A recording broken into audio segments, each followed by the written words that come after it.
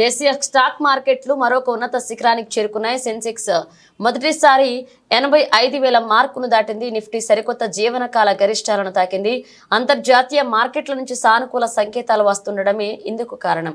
మంగళవారం దేశీయ స్టాక్ మార్కెట్ల నష్టాలతో ప్రారంభమై తరువాత క్రమంగా లాభాల్లోకి వెళ్లాయి.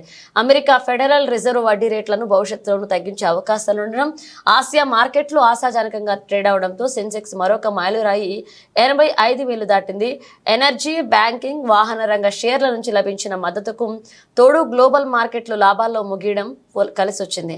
మంగళవారం ఉదయం 10:05 గంటల సమయానికి బొంబాయి స్టాక్ ఎక్స్చేంజి సూచీ సెన్సెక్స్ 80.74 పాయింట్లు పెరిగి 85,009.35 వద్ద, జాతీయ స్టాక్ ఎక్స్చేంజి నిఫ్టీ 50 సూచీ 29.15 పాయింట్లు వృద్ధి చెంది 25,968.20 వద్ద కొనసాగుతుంది.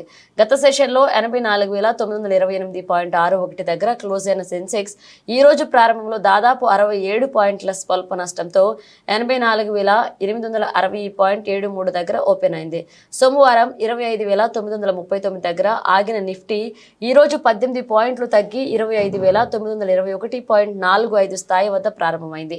ఉదయం 9:30 గంటల సమయంలో సెన్సెక్స్ 59 పాయింట్ల నష్టపోయి 84,853 వద్ద చేరింది. నిఫ్టీ 50 సూచీ 10 పాయింట్ల కుంగి 25,930 వద్ద ట్రేడ్ అయింది. ఆ తర్వాత క్రమంగా పుంజుకున్నాయి.